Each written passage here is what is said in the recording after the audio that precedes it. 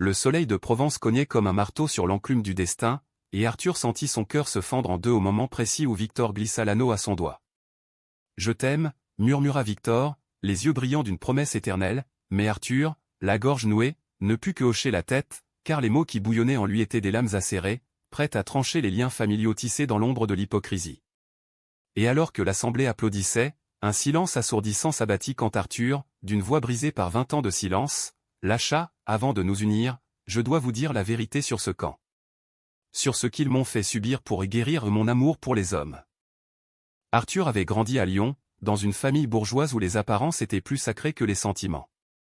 Son père, un avocat aux tempes grisonnantes et au sourire poli, dirigeait l'empire familial avec la précision d'un horloger suisse. Sa mère, une pianiste ratée reconvertie en hôtesse de salon, distillait des conseils sur l'élégance et la discrétion. Et lui, Arthur, l'aîné, le fils prodige qui avait excellé à l'école normale supérieure, était censé incarner la perfection, un avenir tracé dans les couloirs feutrés du pouvoir parisien. Mais à 17 ans, lors d'une fête d'anniversaire arrosée de champagne tiède, il avait embrassé un garçon du quartier, un certain Julien, aux yeux verts comme les vignes du Beaujolais. Ce baiser volé dans l'ombre d'un buisson de lavande avait été le premier et le dernier de son adolescence heureuse. La découverte fut brutale. Son père, rentrant plus tôt d'un dîner d'affaires, les avait surpris. Pas un cri, pas une gifle, au pire, un regard de dégoût froid comme la Saône en hiver. Ceci n'est pas nous, Arthur. Ceci n'est pas français. C'est une abomination américaine importée par ces films hollywoodiens dégénérés. Les mots résonnèrent comme un verdict. Julien disparut le lendemain, renvoyé dans sa famille ouvrière de la banlieue, et Arthur fut emmené en thérapie.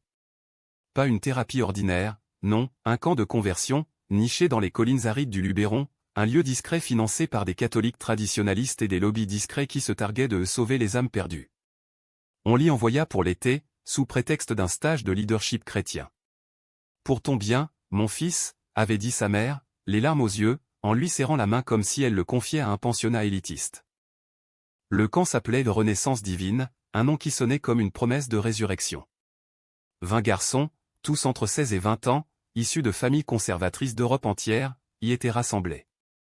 Des Anglais aux accents guindés, des Italiens passionnés, des Allemands stoïques et Arthur, le Français timide, aux boucles châtaines et aux regards fuyants. Le directeur, un prêtre exilé d'Amérique nommé Father Harlan, un colosse au crâne rasé et à la voix de stentor, prêchait l'exorcisme de l'homosexualité comme une croisade moderne. Vous êtes des soldats de Dieu, mes fils. L'ennemi est en vous, ses désirs impurs, ses tentations du diable. Nous les écraserons sous la prière et la discipline. Les journées étaient un supplice ritualisé. À l'aube, réveil par des cloches funèbres, puis des prières collectives où l'on récitait des psaumes contre la sodomie. Arthur se souvenait de la sueur qui perlait sur son front tandis qu'il serrait les poings, luttant contre les images de Julien qui dansaient dans sa tête. Les après-midi étaient consacrés à des thérapies aversives, des électrochocs légers sur les mains quand un souvenir impur ressurgissait, des séances de fixation sur des images hétérosexuelles des femmes en bikini projetées sur un écran craquelé, pendant que des enregistreurs diffusaient des sons stridents pour associer le désir gai à la douleur. Regardez, mes garçons. Voyez la beauté de la femme. C'est votre salut, hurlait Father Harlan, son crucifix luisant sous le soleil implacable. Mais le pire n'était pas la douleur physique, c'était l'isolement émotionnel. On les forçait à écrire des lettres de repentir à leur famille, des missives larmoyantes où Arthur avouait son péché et suppliait pour le pardon. Les siennes étaient des mensonges pieux, dictés par un psychologue aux lunettes épaisses qui corrigeait chaque mot pour le rendre plus abject. Je suis une tache sur notre lignée, père. Pardonnez-moi. Envoyées par la poste, elles arrivaient à Lyon comme des bombes à retardement, renforçant le mur de silence qui s'érigeait entre lui et le monde. Et les nuits. Ah, les nuits étaient un enfer feutré. Allongés sur des matelas raides dans des dortoirs surveillés, ils murmuraient des confessions les uns aux autres, cherchant un filet de solidarité dans l'obscurité. C'est là qu'Arthur rencontra Luca, un Italien de Milan, aux yeux sombres et à la voix douce comme un aria de Verdi. Luca avait été envoyé par ses oncles traditionalistes après qu'un scandale l'eût surpris dans les bras d'un footballeur de son lycée. Âgé de 19 ans, il était sculptural, avec une grâce féline qui contrastait avec la rigidité du camp. Ils se parlaient en chuchotement, partageant des cigarettes volées et des rêves d'évasion. Un jour, on ira à Paris, murmurait Luca, et on dansera au Moulin Rouge comme des amants libres. Arthur riait doucement, le cœur gonflé d'un espoir interdit. Pour la première fois depuis son arrivée, il se sentait vu, désiré non comme un pêcheur à réparer, mais comme un être entier. Leurs mains se frôlaient sous les couvertures, un contact électrique qui défiait les murs invisibles du camp. Pourtant, la trahison guettait. Father Harlan, flairant la rébellion, intensifia les interrogatoires. Un soir, lors d'une confession nocturne obligatoire, Lucas craqua. Sous la lumière crue d'une lampe de bureau, il avoua leur complicité non par malveillance, mais par peur, par épuisement. Il m'a touché, père. Il m'a corrompu davantage. Les mots d'Arthur, interrogé à son tour, restèrent gravés dans sa mémoire comme une cicatrice. Je suis faible, mon père. Lucas est mon tentateur. C'était un mensonge pour protéger l'autre, mais il scella leur sort. Lucas fut transféré dans une aile isolée pour des traitements intensifs, et Arthur, rongé par la culpabilité, se promit de ne plus jamais laisser l'amour le détruire. Le camp se termina par une cérémonie de renaissance, une messe solennelle où chaque garçon jurait fidélité à la vraie nature hétérosexuelle. Arthur, vêtu d'une toche blanche amidonnée, prononça les vœux d'une voix mécanique, les yeux fixés sur l'horizon où les cyprès se balançaient comme des fantômes. Il rentra à Lyon transformé, pas guéri, mais brisé, une coquille vide qui sourit aux dîners familiaux et excelle dans ses études de littérature. Les années passèrent en un tourbillon de diplômes et de postes prestigieux au conservateur au Louvre, puis critique d'art à Paris. Il collectionnait des amants éphémères dans les bars gays du Marais, des nuits volées qui se terminaient toujours par un au revoir poli, car la peur du camp l'avait vacciné contre l'engagement. C'est à une vernissage au centre Pompidou qu'il rencontra Victor. Victor était américain d'origine, expatrié à Paris pour son travail de galeriste, avec un accent texan qui roulait comme un orage sur la scène et un sourire qui désarmait les défenses les plus solides. Grand, athlétique, avec des cheveux noirs en bataille et des yeux bleus perçants, il incarnait ce rêve américain que le père d'Arthur avait tant méprisé, libre, audacieux, sans filtre. Votre analyse sur Matisse est brillante, mais vous oubliez la passion sous la couleur, lança-t-il en tendant un verre de chardonnay. Arthur rougit, un phénomène rare chez lui, et pour la première fois depuis Lucas, il se surprit à prolonger la conversation au-delà des politesses. Leur romance fut un feu d'artifice, dîner aux chandelles dans des bistrots cachés de Montmartre, escapade en Provence où Victor, torse nu sous le soleil, peignait des nus abstraits inspirés par le corps d'Arthur. Tu es mon muse, chérie, murmurait-il en français approximatif, et Arthur, riant, se laissait aller à l'abandon. Victor, élevé dans une famille progressiste de San Francisco, ne comprenait pas les ombres qui hantaient son amant. Parle-moi de ton passé, insistait-il lors de leur promenade le long du canal Saint-Martin, mais Arthur esquivait, invoquant des vieilles histoires familiales.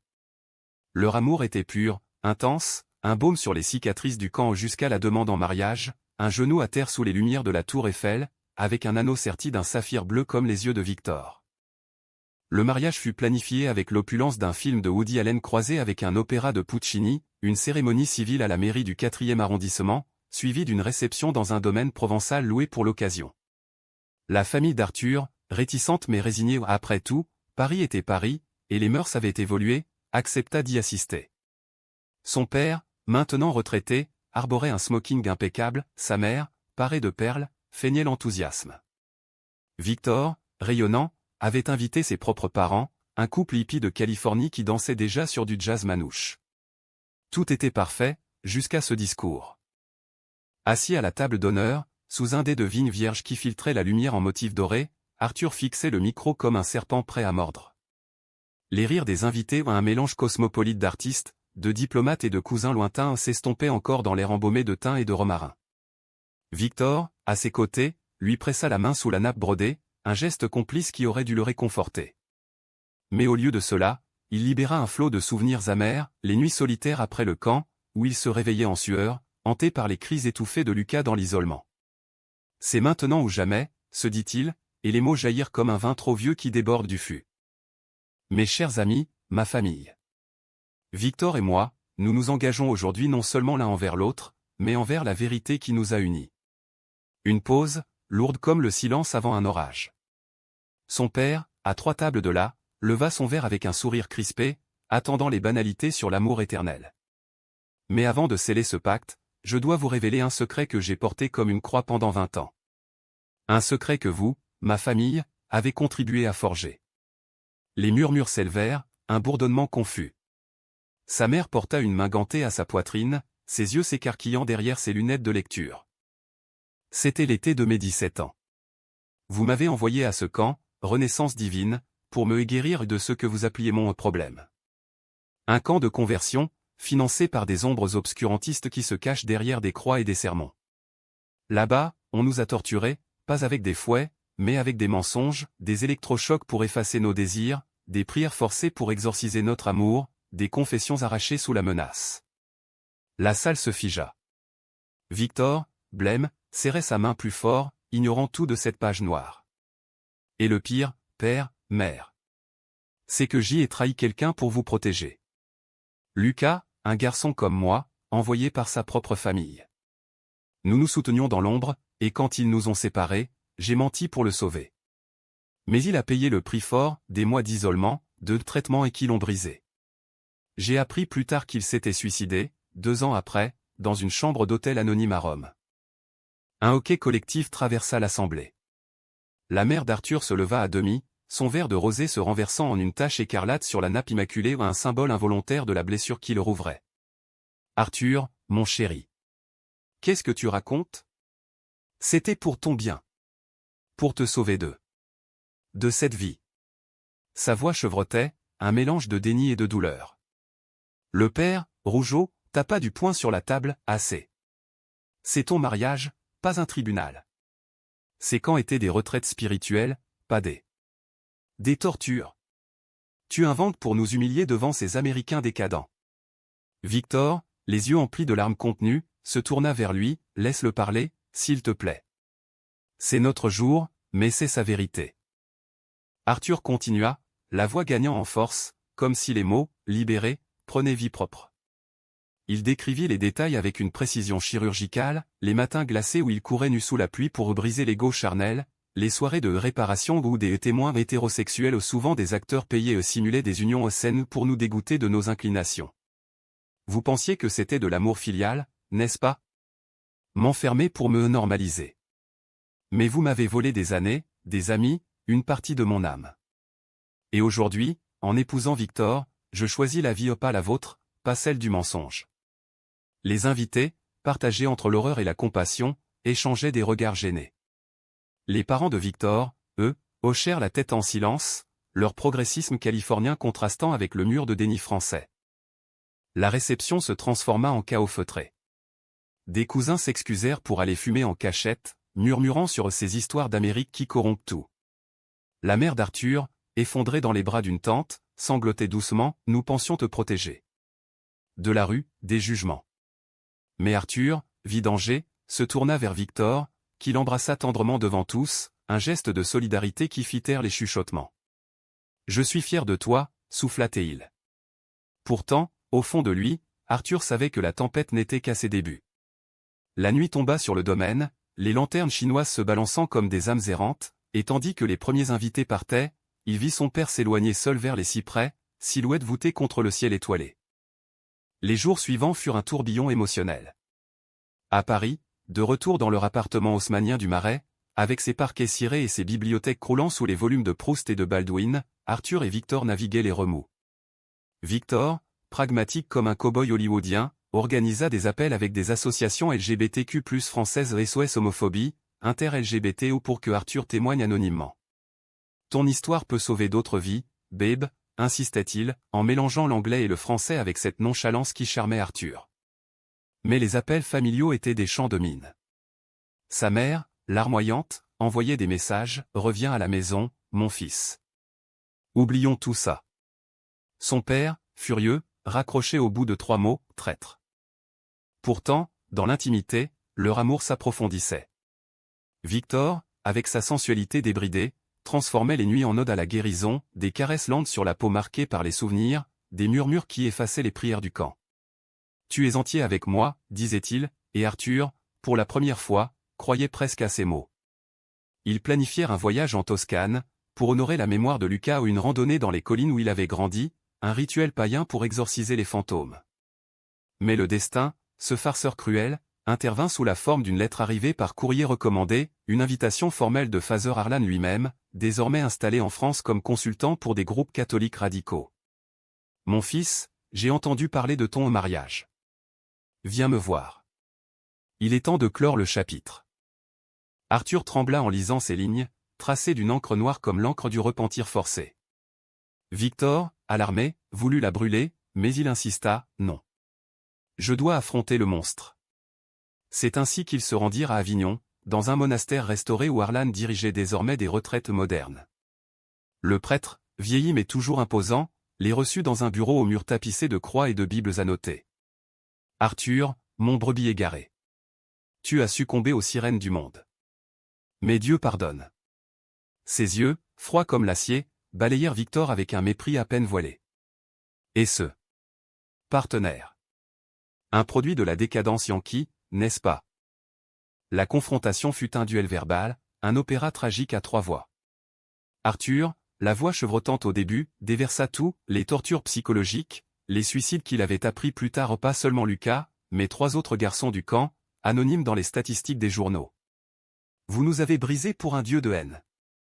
Arlan, impassible, cita des écritures tordues, arguant que l'amour vrai est sacrifice, pas indulgence. Victor, bouillonnant, intervint, votre sacrifice a tué des innocents. C'est du meurtre, pas de la foi. Le prêtre ricana, les faibles périssent. Les forts renaissent. Mais quand Arthur révéla qu'il envisageait de témoigner publiquement, de contacter la presse Le Monde, Libération, un voile de peur passa sur le visage ridé de Arlan. Tu ruineras des vies honnêtes, mon fils. Ils partirent, le cœur battant, mais victorieux dans leur vulnérabilité. Sur la route de retour, sous les platanes centenaires d'une départementale provençale, Victor arrêta la voiture pour un baiser fiévreux. Tu es mon héros, Arthur. Pas malgré ton passé, mais à cause de lui. Ce moment, suspendu dans le crépuscule orangé, fut un pic d'intimité, leurs corps enlacés contre le capot encore chaud, le vent portant l'odeur de la lavande sauvage. Pourtant, la trahison larvée pointait, des appels anonymes commencèrent à harceler leur ligne fixe, des murmures de repentis qui les accusaient de diffamation. Était-ce Arlan? Ou pire, un écho familial? L'automne enveloppa Paris d'un manteau de feuilles rousses, et avec lui vint le doute, ce ver subtil qui ronge les fondations les plus solides. Arthur, obsédé par son témoignage, passa des nuits blanches à rédiger un article pour une revue queer underground, Arc-en-ciel libre, où il disséquait le camp avec la précision d'un scalpel proustien. Victor, de son côté, bouillonnait d'énergie créative, il organisa une expo photo sur les hauts survivants de la conversion, invitant des artistes américains à documenter des histoires comme la sienne. Ça va être huge, chérie. Think of it our revenge, en français chic, plaisantait-il pour chasser les ombres. Mais sous la surface, des fissures apparaissaient, Arthur surprit Victor en train de fouiller son téléphone, cherchant des traces de l'ancien Arthur, ce fantôme du camp qu'il n'avait pas su exorciser. La première trahison vint de l'intérieur, comme un poignard glissé dans le dos par un amant infidèle. Lors d'un dîner familial forcé ou une tentative de réconciliation orchestrée par la mère d'Arthur dans un restaurant étoilé du 7e arrondissement, son frère cadet, Étienne, lâcha la bombe. Étienne, un golden boy de la finance à 30 ans, marié à une héritière bien pensante, avait toujours été le préféré, le normal. Frangin, on sait tous pour Lucas. Père nous l'a dit il y a des années. Il a payé pour étouffer l'affaire, des avocats, des arrangements avec la famille italienne. C'était pour te protéger, idiot. Arthur blêmit, le foie gras se muant en cendres dans sa bouche. Victor, assis en face, posa sa fourchette avec un claquement sec, protégé? Vous avez couvert un suicide? C'est criminel. Le père, impassible derrière son verre de Bordeaux, haussa les épaules, les Italiens étaient pauvres, vindicatifs. Une somme généreuse, et l'affaire classée. Lucas était instable, de toute façon. Ces mots, prononcés avec la froideur d'un bilan comptable, firent exploser Arthur. Il renversa la table d'un geste théâtral, les assiettes s'écrasant en un chaos symphonique, et hurla, instable? Il est mort parce que vous l'avez abandonné à des monstres. Et moi, j'étais votre pion dans ce mensonge.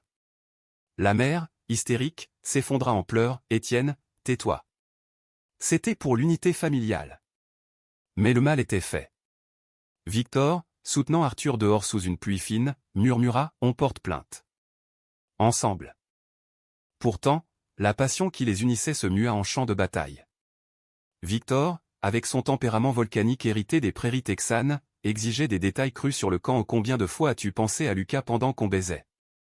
Transformant l'intimité en interrogatoire. Arthur, replié dans sa coquille proustienne, se murait dans le silence, hanté par des rêves où Lucas et Victor fusionnaient en un accusateur spectral. Une nuit, après une dispute où Victor avoua avoir contacté Harlan en secret pour comprendre, pas pour trahir. Arthur fit ses valises. « J'ai besoin d'espace, Vic. Pour guérir sans te blesser. » Il s'installa dans un hôtel miteux près de la Bastille, un refuge anonyme aux murs jaunis par la nicotine, où il errait la nuit dans les ruelles, cherchant l'absolution dans les bars bondés. C'est là, au cœur du Marais, qu'il recroisa un fantôme, Julien, son premier baiser, vieilli mais reconnaissable à ses yeux verts et à sa cicatrice au menton d'une chute d'enfance. Julien, maintenant graphiste freelance, l'aborda sans amertume. « Arthur ? Putain, le temps file. » Ils parlèrent des heures, du baiser volé aux drames familiaux, et Julien, avec une tendresse désarmante, confia « J'ai fui Lyon pour ça. Pour être moi. Et toi ?» Cette nuit-là, dans l'appartement exigu de Julien surplombant la Seine, ils firent l'amour pas par vengeance, mais par une nostalgie douce, un pont vers l'adolescent qu'Arthur avait perdu. Au matin, rongé par la culpabilité, il appela Victor « Je t'aime, mais j'ai merdé. Viens me chercher. » La réconciliation fut un ballet émotionnel, digne d'un film de Almodovar. Victor, arrivant en trombe avec un bouquet de roses rouges et une bouteille de cognac, pleura dans ses bras. « Je suis jaloux de tes fantômes, mais je les combats avec toi. » Ils rentrèrent, plus unis, et lancèrent leur croisade publique. L'article d'Arthur parut, un pavé dans la mare des conservatismes latents, relayé par France Inter et même The Guardian. Des survivants émergèrent des ombres, un Anglais, un Espagnol, tous portant les stigmates du même poison. Harlan, acculé, publia un communiqué lénifiant « Nos méthodes étaient inspirées par la compassion chrétienne. » Mais les manifestations s'organisèrent une chaîne humaine le long du Rhône, des pétitions qui atteignirent l'Élysée. Pourtant, le chaos traoguettait sous des airs anodins, une invitation à un gala de charité catholique, où la famille d'Arthur serait honorée pour ses dons discrets à des causes familiales. Victor y vit une embuscade, c'est un piège pour te discréditer. Arthur, têtu, y alla seul, vêtu d'un smoking noir comme une nuit sans étoiles. Le lieu, un hôtel particulier du 16e, suintait l'hypocrisie, lustre en cristal, serveur en queue de pie, et au centre, Father Harlan en personne, béatifiant les donateurs. Quand Arthur s'avança au micro pour un mot d'invité d'honneur, la salle se tut. « Merci pour ces honneurs. Mais sachez que vos causes ont détruit des vies. La mienne, celle de Lucas, et tant d'autres. » Il projeta des slides de documents volés au camp, témoignages anonymes transformant le gala en tribunal improvisé. Le chaos éclata, cris, bousculades, flash des photographes infiltrés. Son père, livide, le traîna dans un salon adjacent, « Tu nous ruines. Pour un caprice gai. » Arthur, les larmes coulant enfin, riposta, « C'est pour la vérité, père. Celle que tu as enterrée avec ton argent. » Dehors, Victor l'attendait dans la pluie torrentielle, et ils fuirent en taxi, riant nerveusement d'avoir survécu à l'orage. Mais la trahison ultime frappa comme la foudre. Étienne, le frère, avait vendu des détails intimes à un tabloïd de droite, Valeurs Actuelles, titrant « Le fils ingrat du notable lyonnais, une vie de débauche pour venger un amant mort ». Les photos volées Arthur et Julien enlacés splashées en première page. Victor, heurté au vif, explosa « Tu m'as trompé avec lui ? Pendant que je me battais pour nous ?» Arthur, effondré, avoua tout, la nuit impulsive, la solitude. C'était une erreur, Vic. Pour combler un vide que le camp a creusé. Leur dispute culmina en une nuit blanche, mots comme des gifles, « Je t'aime, mais je ne peux pas être ton sauveur éternel. » Victor claqua la porte à l'aube, partant pour un séjour réflexion à San Francisco, laissant Arthur seul avec ses démons ressuscités. L'hiver s'abattit sur Paris comme un linceul gris, et Arthur, isolé dans leur appartement vide, sombra dans une mélancolie baudelairienne, des jours à errer le long des quais, à contempler la Seine gonflée de pluie, imaginant Lucas et Julien dans ses remous. Les appels de Victor, sporadiques et tendus, étaient des fils ténus reliant leur cœur. « Je réfléchis, Arthur. À nous, à la guérison. » Mais le silence de la famille était assourdissant. Au plus de dîners, plus de messages, juste un chèque mensuel anonyme pour tes besoins, une aumône qui piquait comme du sel sur une plaie ouverte. Et Harlan ? Le prêtre, rusé, contre-attaqua via des proxys, des articles dans des blogs cathos accusant Arthur de propagande anti-chrétienne, des menaces voilées de poursuites pour diffamation. Dans ce vide, Arthur trouva une alliée inattendue, sa mère, qui, brisant le tabou, l'invita à Lyon pour Noël. Pas pour pardonner, mon fils. Pour comprendre. Le train TGV filait à travers la Bourgogne enneigée, et Arthur, le nez contre la vitre embuée, revivait des flashs du camp aux les neiges rares du Luberon, les prières gelées. À la maison familiale, un hôtel particulier du Vieux-Lyon au balcon Renaissance, l'accueil fut guindé, embrassades sèches, un sapin aux guirlandes impeccables. Mais le soir, autour d'un feu de cheminée crépitant, sa mère déballa ses propres fantômes. Ton père. Il a grandi dans une Amérique puritaine, pendant ses études à Harvard. Il haïssait ce qu'il voyait comme décadence, et quand tu as embrassé ce garçon, ça a réveillé ses démons. Elle pleura, confessant, j'ai su pour le chèque à la famille de Lucas. J'ai protesté, mais il m'a fait taire. Pour l'unité. Cette vulnérabilité fissura le mur, Arthur, pour la première fois, serra sa mère dans ses bras sans réserve, un geste qui guérit plus que des mots. Maman, aide-moi à le confronter.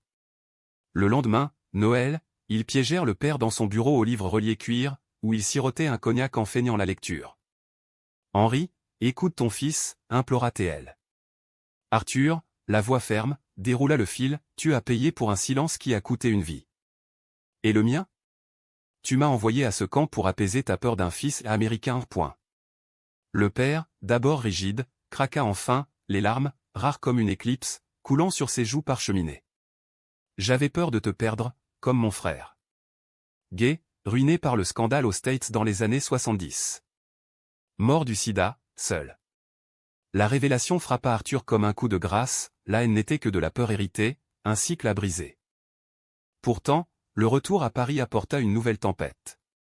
Victor revint, allé par le soleil californien, mais les yeux hantés. J'ai vu un thérapeute là-bas. Sur nous.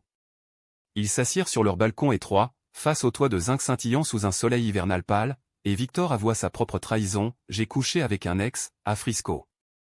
Pour me venger de Julien, de ton silence. Arthur, le cœur en miettes, hurla, et moi qui croyais qu'on se battait ensemble. Mais dans la douleur, une clarté naquit, ils choisirent la thérapie de couple, chez un psychologue queer du 11e, des séances où ils disséquaient le camp, les jalousies, les amours passés comme des pelures d'oignons. Le printemps ramena la vie, les marronniers en fleurs le long des boulevards, et avec eux, une victoire judiciaire. Grâce aux témoignages cumulés, un juge de Marseille ordonna la fermeture de Renaissance Divine et des enquêtes sur Arlan pour maltraitance. Les médias s'emparèrent de l'affaire, un documentaire Arte en préparation, des manifs Pride boostés par leur histoire. Arthur et Victor, réconciliés dans une tendresse plus mature, planifièrent un nouveau départ, une maison en Normandie, près d'Étretat, pour peindre et écrire loin du tumulte. Mais le destin, ce dramaturge impitoyable, réservait un dernier acte cruel. Lors d'une interview pour France Culture, Arthur reçut un colis anonyme, une cassette VHS jaunie, étiquetée « Confession de Lucas ». Tremblant, il la visionna seul, Lucas, amaigri, filmé en secret dans l'isolement du camp, murmurait « Arthur, si tu vois ça, sache que je t'aime. Pas comme un frère, mais comme un amant. Et pardonne-toi. » Suivait une révélation dévastatrice, Arlan avait forcé Lucas à accuser Arthur de corruption pour un chantage des photos compromettantes envoyées à la famille d'Arthur, expliquant le paiement du père. Pire, Victor, dans un flashback, avait été contacté par Étienne avant le mariage, averti des risques d'Arthur, et avait hésité à annuler, par peur d'un passé toxique. La double trahison familiale et amoureuse le terrassa. Il confronta Victor dans leur chambre, la cassette comme une arme, tu savais? Et tu m'as épousé quand même? Victor, effondré, avoua, j'avais peur, oui. Mais je t'aime plus que ça. Arthur, déchiré, s'enfuit dans la nuit parisienne, marchant des heures sous la lune voilée, jusqu'au pont des Arts où des cadenas d'amants teintés comme des regrets. Au bord du suicide symbolique, un saut dans la Seine froide, il appela sa mère, aide-moi à pardonner. Ou à partir. L'aube se leva sur Paris comme une rédemption hésitante, rosée sur les pavés luisants, et Arthur, épuisé par sa veille, trouva refuge chez Julien non pour l'amour, mais pour l'amitié salvatrice. Julien, avec sa sagesse d'artiste usé, l'écouta sans juger, le pardon n'est pas oubli, c'est choix. Pour toi. Ensemble, ils visionnèrent la cassette jusqu'au bout, une note finale de Lucas, lue d'une voix brisée, vivez pour nous deux, Arthur. Soyez libres. Ces mots, simples, brisèrent les chaînes, Arthur pleura, libérant les sanglots refoulés depuis le camp, et appela Victor. Reviens. On recommence, sans secret. La réconciliation fut un rituel lent, humain, des semaines de promenade main dans la main dans le jardin des Tuileries, où il parlait de tout ou des trahisons comme des leçons, des amours passés comme des chapitres clos.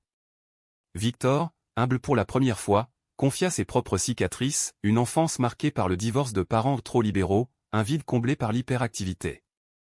Je t'ai blessé parce que j'avais peur de perdre. Arthur, en retour, partagea les nuits du camp, les doutes post-Lucas, transformant la vulnérabilité en pont. La famille, elle, s'effrita puis se reforma, le père, rongé par la culpabilité, écrivit une lettre manuscrite jetant les actions pour financer une fondation anti-conversion. Pour Lucas, pour toi. La mère, pilier fragile, organisa une rencontre à Lyon, un dîner simple, sans artifice, où des excuses murmurées scellèrent une paix précaire. Arlan, acculé par les enquêtes, fuit en Italie, mais son ombre s'estompa sous les poursuites judiciaires. Arthur et Victor, forts de leur épreuve, lancèrent la Fondation Renaissance Vraie, un centre à Marseille pour survivants, mêlant thérapie et art exposition de Victor, atelier d'écriture inspiré par Proust et Baldwin. Lors de l'inauguration, sous un ciel méditerranéen azuré, Arthur prononça un discours émouvant, « L'amour n'est pas une maladie à guérir, mais une lumière à allumer. Et aujourd'hui, nous illuminons pour ceux qui n'ont pas pu. » Victor, à ses côtés, glissa un nouveau anneau au pas de mariage, mais de promesses renouvelées et ils s'embrassèrent sous les applaudissements, un baiser salé de larmes heureuses. L'été revint en Provence, dans le domaine du mariage, loué pour un anniversaire symbolique. La famille élargie aux parents, Étienne repentant avec sa femme, même des cousins curieux se réunissent autour d'une table rustique. Pas de toast grandiose, juste des rires, des vins locaux, et des histoires partagées, le père racontant son frère perdu, Victor ses rêves californiens adaptés au terroir français. Arthur, serein, leva son verre, à la vérité, qui nous a brisés pour nous refaire plus forts. La nuit, seul sous les étoiles, Victor murmura, et à nous, mon amour. Pour toujours, sans camp ni trahison. Pourtant, la fin n'était pas un happy end hollywoodien, mais une humanité nuancée, des rechutes occasionnelles, des appels nocturnes aux fantômes, mais toujours, l'amour comme encre. Arthur écrivit un roman, L'ombre du Luberon, best-seller discret qui toucha des cœurs en Europe et aux États-Unis, rappelant que la guérison est un chemin, pas une destination. Victor exposa leurs portraits intimes, nus et vulnérables, dans une galerie du Marais, amour brisé, amour retrouvé. Et dans leur maison normande, face à la Manche déchaînée, ils construisirent une vie, des matins paresseux, des après-midi d'écriture et de peinture, des nuits où le corps effaçait les souvenirs. Un jour d'automne, marchant sur la plage d'Étretat, Arthur s'arrêta pour graver dans le sable, pour Lucas. Merci. La marée l'effaça doucement, comme un pardon cosmique. Victor, enlacé contre lui, sourit, et pour nous. Le vent salin portait leur rire, un hymne discret à la résilience. Car dans ce monde de trahison et de lumière vacillante, leur amour au cas dramatique, profondément humain persistait, un phare contre les tempêtes.